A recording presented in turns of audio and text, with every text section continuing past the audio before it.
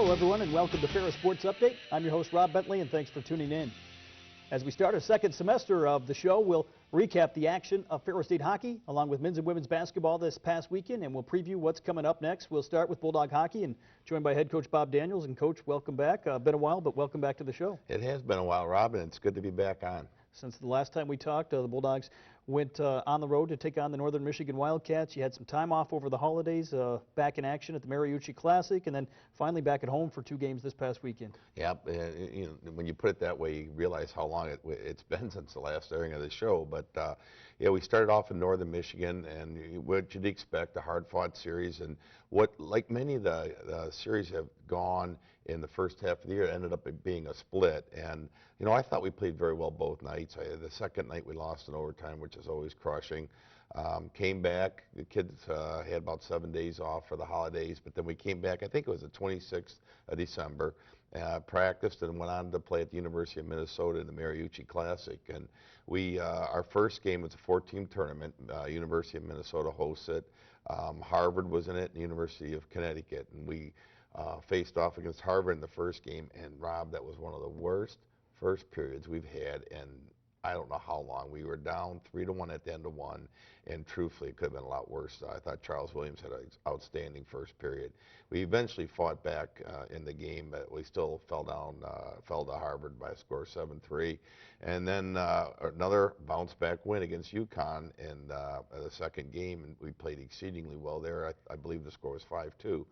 So, here we go, another split, and then finally this past weekend we hosted Huntsville, and I can tell you it was good to be back at home. It had been about, a month to 5 weeks since we played a home game, and it felt good to get back in front of our student section. The only home series here in the month of January, and the Bulldogs picked up 3 points on the weekend. Got the tie on Friday, but a big victory on Saturday night to close the weekend. Yeah, it extends our, it's modest, but it did extend our unbeaten streak to 3 games. I'm happy to see that. We're finally starting to stack some things. We're 2-0-1 in the last 3.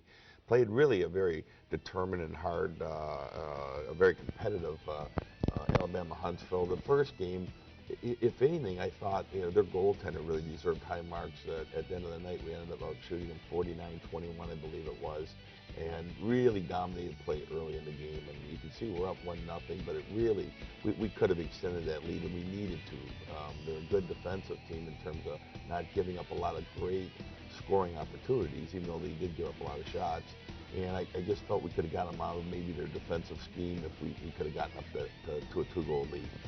Outshot them 16-4 here in the opening period. Darren Smith had some big saves for you as well in the first period. Yeah, he does. And then we're seeing them score to tie the game in the second period. And it's disallowed. It was almost a case where Gerald Mayhew worked too hard coming back and kind of knocked it away from Darren Smith. But you'll see the reason they disallowed that goal was the referee had blown the whistle before the puck went in the net. You take a 1-0 lead into the second period, and then they will get the equalizer here in the second to tie it back up at 1. Yeah, in the interim, with us up 1, we are getting a lot of pressure, a lot of opportunities. Now, when they score here, we had just come off the power play, and we ended up with 4 forwards, only 1 defenseman on the ice. I think there was a little bit of miscommunication in terms of the defensive zone coverage. Something we've really been working on hard lately is just the fact that the power play ended, we got caught with a forward on defense. Here, an early goal to start the third period from Jared Van Wormer gives you the lead again. Yeah, you know what? That's kind of a squeaky one, too, for as well as the goaltender had played all game. Here, they score a shorthanded goal. Great individual effort by their player. Kenny Babinski, you're going to see, blocks 2 shots in a row here. Actually, 3 if you count that one. And the last one really hurt them. They score in the power play to take a 3-2 lead. And I found it hard to believe at that point. We finally came back and tied it 3-3 with the goal we pulled. You'll see it go into overtime here, but really not a whole lot went on in overtime. It was pretty well ended up just kind of milking it out for a tie for both teams. You get that late goal from Kenny Babinski to get the tie as you take the point in the opener and then have to come back and face the same team again the following night. That's the interesting thing about college hockey, in that we play generally the same team 2 nights in a row, and it makes for it makes for a pretty good competitive game on that Saturday night, and I thought Saturday's game was exceedingly physical.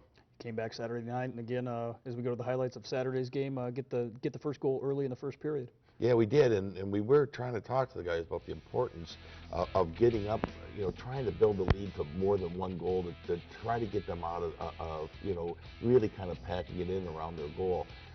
This is a nice power play goal that we score here. Great feed by Mayhew to Simone Denis. It's good to see him show up on the scoreboard, and a much-needed power play goal, Rob. Again, for the second night in a row, a 1-0 lead here at the end of the first period, and you started Darren Smith for the second straight night in net. Yeah, well, Darren had come off the win against UConn, and then the tie the night before, he hadn't been beaten in the previous two, and I just felt like, well, let's not change it. We've gone 2 games, and let's see if we can extend it to 3. He'll give up only 1 goal here in Saturday's game right there, and then fortunately the Bulldogs will be able to answer back here quickly. Yeah, you can't really fault him on that. That's a goal there. Is really not what you could have done, and again, maybe an issue with our coverage in the defensive zone. Here we'll see a nice goal where we get the strong side point shoots, and you get a nice deflection, or we got nice deflection from Tyler Andrew. And what I like about this, I believe they're going to be able to see this a couple more times. What I really like about it is after Andrew digs the puck out from behind the net, he's not satisfied there. He really worked his way in front, and he does get the tip. That'll give you a 2-1 lead, and then a big goal will be coming up from Anselmini to give you a 2-goal advantage. Yeah, well, on the goal from Anselmini, it's we encourage our defensemen to jump up into line rushes when they can. Here he disrupts their play in the neutral zone, and then now it's off, and he's coming up the left side, jumping into the play. You don't often see defensemen scoring right at the goal crease of their team, but for us, we've got a really good skating defensive core, and we do encourage you, given the opportunity, to go ahead and gamble a little bit, if you will. How important is a goal like that late in the period to give you a 2-goal advantage going into the third? No, that was a huge goal. You're right on. It took the wind out of their sails, and we get another goal here, a power play goal from Chad McDonald. So it's our second power play goal of the night. We've now extended it to 3. I believe there was 10 minutes to go. And in effect, now we force them into a game that they don't want to play. And it was just really important that we minded our P's and Q's defensively until we could build a 2-goal lead. Those 3 points move you back into the top 4 in the WCHA standings as you try to fight for home ice at the end of the year. How important was that to get off to a great start in WCHA play again? It really was important, Rob, and for us, we'd love dearly to get home ice in the playoffs. That's a goal. I'd like to see how far up in the standings we can climb. We haven't proven yet that we can sweep in a weekend. That's our next thing, and it's not going to get any easier with our next 4 games being on the road. This week, a long road trip to Bemidji State. As you make the travel to Minnesota, what do you expect out of the matchup with the Beavers? Well, we played them earlier this year at home, and we split. No surprise there. They're a really good team. This is, one of the better teams they've had in the past couple of years. They've got some good scoring. What they're really good at, Rob, is their special teams. They've got an outstanding power play. I believe it's #1 in the conference. They got a great penalty kill. It's #2 in the conference. So for us, we've got to play good, solid hockey. We've got to stay out of the box. And it's tough to win on the road, and it's really tough to win in Bemidji. Well, Coach, congratulations on the big weekend, and best of luck against the Beavers. Safe travels out to Bemidji, Minnesota. Thank you very much. Appreciate it, Rob. We'll be back with more Ferris Sports Update right after this.